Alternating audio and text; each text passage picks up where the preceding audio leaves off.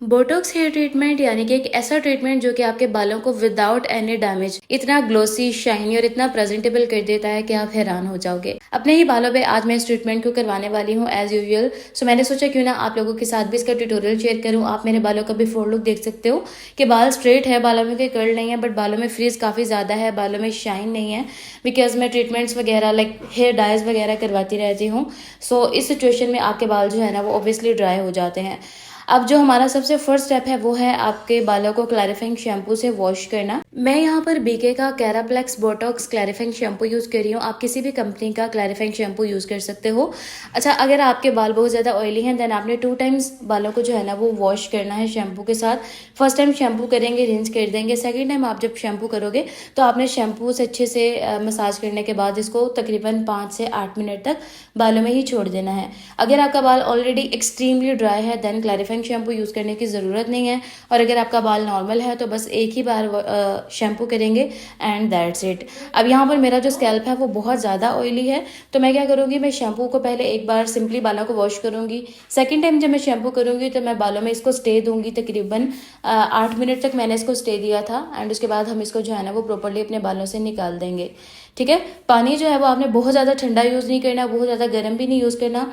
Normal tap water जो है ना वो हम यहाँ पर यूज़ करने वाले हैं। और आप देख सकते हो कि कितने हल्के हाथों से हम बालों को शैम्पू कर रहे हैं या हम बालों को ट्रीट कर रहे हैं। बहुत ज़्यादा जो है ना वो खींच खींच के बालों को ट्रीट नहीं करना, क्योंकि जब आपका बाल गीला होता है, जब आपका बाल वेट होता है तो वो काफ़ी ज़्यादा सेंसिटिव होता है। इस सिचुएशन में आपका बाल टूट भी सकता है, इसलिए गीले बालों को स्पेशली जो है ना वो बहुत हल्के हाथों से टैकल किया करें। अब बस बालों को अच्छे से टॉवल ड्राई करेंगे एंड उसके बाद बालों को अच्छे से ब्लो ड्राई कर लेंगे।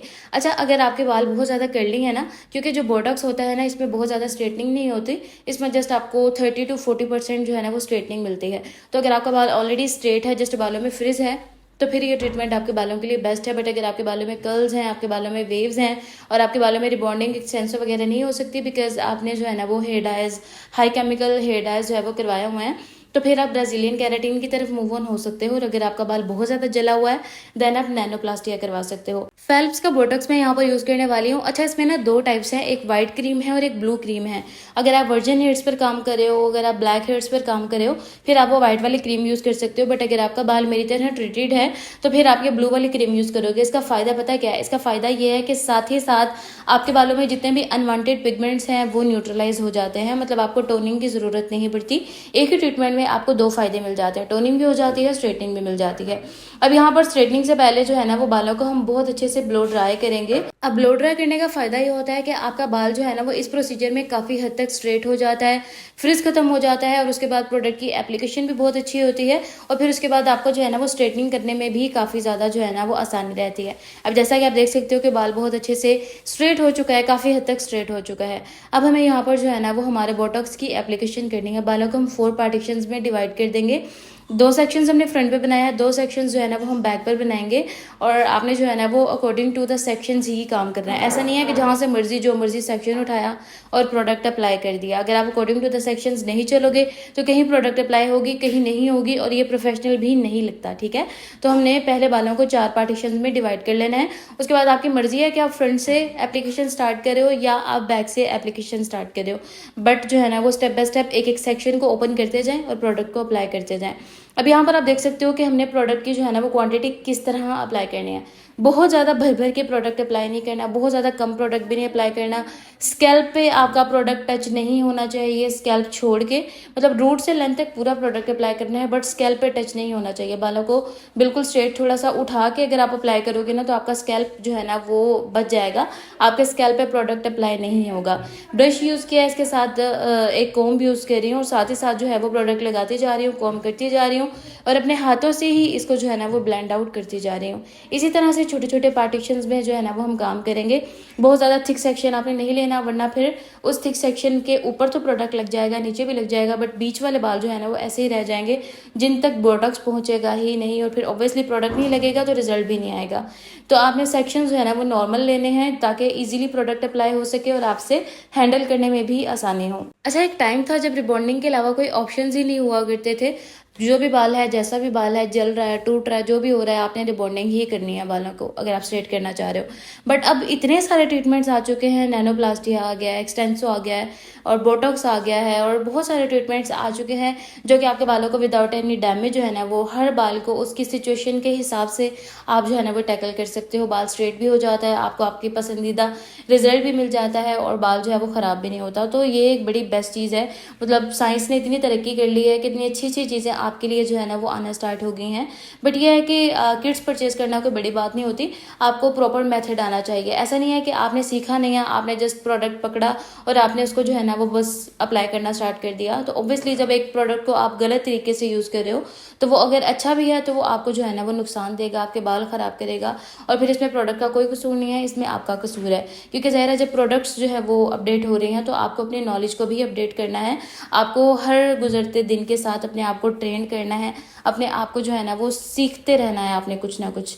ऐसा नहीं है कि आपकी सीखने की जर्नी ख़त्म हो गई है 2 साल बाद या 3 साल बाद। जो सीखने का एक फ़ेज़ होता है ना वो कभी भी ख़त्म नहीं होता, क्योंकि हर दिन कोई ना कोई न्यू चीज़ आ जाती है, कोई ना कोई न्यू अपडेट्स आ जाती हैं और फिर आपको उस हिसाब से चलना होता है। अगर आपको सोसाइटी में रहना है, अगर आपको सोसाइटी के साथ चलना है, अगर आप अपने आप को अपडेट नहीं करोगे तो आप जो है ना वो सोसाइटी के साथ नहीं चल पाओगे। आप एक पुराने ज़माने के जो होते हैं ना बंदे, उनमें ही शामिल होकर रह जाओगे। क्योंकि ज़ाहिर है आपके पास नॉलेज नहीं है लेटेस्ट, आपके पास अपडेट्स नहीं है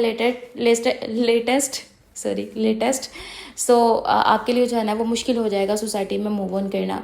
अब यहाँ पर प्रोडक्ट अच्छे से अप्लाई हो गई, अब हमें बालों को अच्छे से कवर करना है, शॉवर कैप पहना देनी है। 45 मिनट्स अब हम वेट करेंगे ऐसे ही जो है ना वो, मतलब अब आपने कुछ भी नहीं करना। अब बस आपने अपने क्लाइंट को बोलना है 45 मिनट्स तक वेट करें, चक्कर लगा लें, कुछ भी कर लें, बट आपको भी 45 मिनट्स तक कुछ भी नहीं करना। बालों को अच्छे से कवर कर लेंगे और आपने जो है ना वो कोशिश करनी है कि फ़ैन के नीचे या फिर AC के बिल्कुल सामने ना बैठे, बिकॉज ऑब्वियसली केमिकल अप्लाई हुआ है। तो फिर जब बहुत ज़्यादा कूलिंग इफेक्ट मिलता है बालों को तो केमिकल की प्रोसेसिंग स्पीड जो है ना वो बहुत कम हो जाती है। 45 मिनट्स वेट करने के बाद मैंने अपने बालों से 30% बोटॉक्स जो है ना वो वॉश करके निकाल दिया था। बाकी का बोटॉक्स अभी हमारे बालों में ही है। अब हमने बालों को बहुत अच्छे से करना है ड्राई। अच्छा, यहाँ पर आपको आपका बाल जो है ना वो काफ़ी थिक और ऑब्वियसली खुरदरा सा भी फील होगा, बिकॉज ऑब्वियसली प्रोडक्ट अभी आपके बालों में ही है and it's a lamination process. 30% product हमने बालों से निकाल दिया था, बाकी का प्रोडक्ट अभी बालों में ही है। ठीक है, तो जब आप अपने बालों को हाथ लगाओगे तो आपको थिक थिक और ग्रीसी भी फील होगा, और जब आप स्ट्रेटनिंग करोगे स्पेशली तो स्ट्रेटनर भी चलने में थोड़ी सी प्रॉब्लम होगी। तो it's okay, it's normal, because product बालों में ही है। आपने उस प्रोडक्ट को मेल्ट करना है, बालों में पेनिट्रेट करना है, तो कोई इशू वाली बात नहीं है, आप इसको आराम से टैकल कर सकते हो। अच्छा, हर बाल से ना बोटॉक्स निकालने की परसेंटेज डिफरेंट होती है। कुछ बालों से 50% बोटॉक्स निकालना पड़ता है, कुछ से 70%, कुछ से 30%, कुछ में तो ज़रूरत ही नहीं पड़ती निकालने की। तो ये डिफरेंट प्रोसीजर्स हैं, ये जब आप प्रैक्टिकल करोगे तो आपको खुद ही जो है ना वो एक्सपेरिमेंट्स होंगे कि किस बालों से कितने % ट्रीटमेंट जो है ना वो आपको निकालना पड़ेगा। अब यहाँ पर आप देख सकते हो कि जैसे जैसे बाल जो है ना वो प्रॉपरली स्ट्रेट हो रहा है, बालों में एक शाइन, एक ग्लॉसी जो है ना वो आपको ग्लॉस नज़र आ रहा होगा बालों में। इट्स मीन ये कि प्रोडक्ट जो है ना वो मेल्ट होकर बालों में पेनिट्रेट हो रहा है, बालों में पेनिट्रेट हो चुका है। दैट्स वाई बाल जो है ना वो बड़े खूबसूरत शाइनी नज़र आ रहे हैं। अच्छा, अब यहाँ पर ना स्ट्रेटनर का भी बहुत ज़्यादा रोल है। अगर आप लोकल वाला स्ट्रेटनर यूज़ करोगे जिसकी प्लेट्स भी लोकल हैं, जिसकी हीट भी इस काबिल नहीं है कि वो आपके बालों को स्ट्रेट कर सके, जो कि आपने बहुत कम प्राइजेस में बाज़ार से, लोकल मार्केट से जो है वो परचेज़ किए होते हैं, उन स्ट्रेटनर्स में इतनी एबिलिटी नहीं होती कि वो आपके बालों को जो है ना वो परमानेंटली स्ट्रेट कर सकें। दैट्स वाई आपने नोटिस किया होगा कि जब आप नॉर्मल रूटीन में भी बालों को स्ट्रेट करते हो ना उन स्ट्रेटनर्स के साथ, तो आधा घंटा भी नहीं गुजरता बालों में दोबारा से ब्लास्ट हो जाता है। तो ये चीज़ आप लोगों ने भी फेस की होगी। तो इसलिए कोशिश करें कि अगर आपका सैलून है, अगर आपने इन ट्रीटमेंट्स को परचेज़ किया है, अगर आप अपने क्लाइंट्स को ये ट्रीटमेंट्स कर रहे हो, तो आपके पास स्ट्रेटनर भी अच्छी क्वालिटी का होना चाहिए। MQ का स्ट्रेटनर ले लें या फिर सैलून डिज़ाइनर का स्ट्रेटनर ले लें। ये दोनों स्ट्रेटनर्स ही आउटस्टैंडिंग है, वन टाइम इन्वेस्टमेंट है, एक दफ़ा लेंगे सालों साल ये ख़राब नहीं होते और बड़ा अच्छा और ज़बरदस्त रिजल्ट जो है ना वो इन स्ट्रेटनर्स के साथ आता है। मैं स्क्रीन पर साथ साथ एक नंबर अटैच कर रही हूँ, अगर आपको ये वाला बोटॉक्स चाहिए वो भी आपको उसी नंबर से मिल जाएगा। अगर आपको ये स्ट्रेटनर चाहिए जो कि मैं सैलून डिज़ाइनर का यूज़ कर रही हूँ, ये भी आपको जो है ना वो उसी नंबर पर कॉन्टैक्ट करके मिल जाएगा। ठीक है, बाकी अगर आप मेरा नाम बता के ऑर्डर करते हो तो फिर आपको डिस्काउंट भी मिल जाएगा। ऑब्वियसली स्क्रीन पर मैं साथ साथ नंबर अटैच कर रही हूँ, होप्स हो कि आप लोगों को नज़र आ रहा होगा। अच्छा, यहाँ पर आप देख सकते हो कि मैं बालों की सेक्शनिंग जो है ना वो बहुत छोटी छोटी सी ले रही हूँ।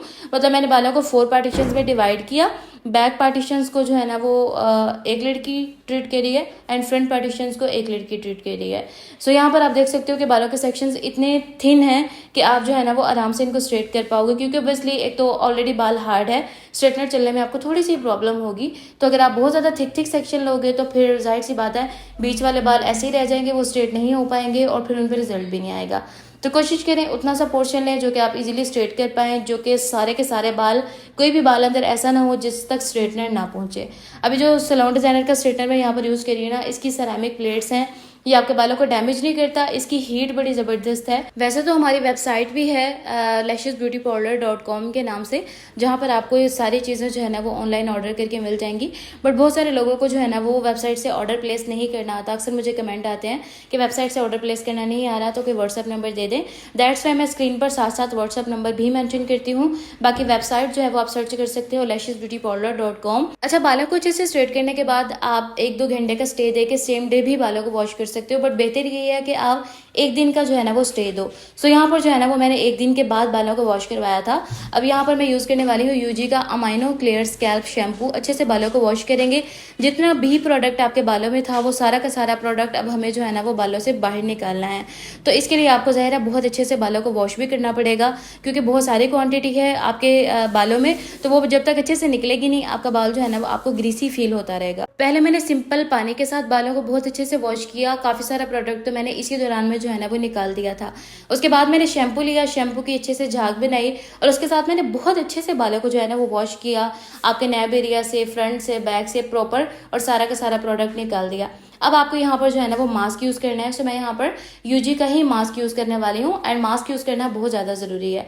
एंड मेक श्योर कि जब भी आप कोई ट्रीटमेंट्स वगैरह कराते हो उसके बाद कंडीशनर को कभी भी अवॉइड ना करें। हर शैम्पू के बाद आपने कंडीशनर लाजमी यूज़ करना है, एंड वीक में एक बार आपने जो है ना वो मास्क लाजमी यूज़ करना है, ताकि आपका बाल जो है ना वो हाइड्रेटेड रहे, आपके बालों में मॉइस्चर लॉक रहे। अगर आप खाली शैम्पू करके बालों को छोड़ दोगे तो आहिस्ता आहिस्ता आपका ट्रीटमेंट जो है ना वो टाइम पूरा होने से पहले ही बालों से निकल जाएगा।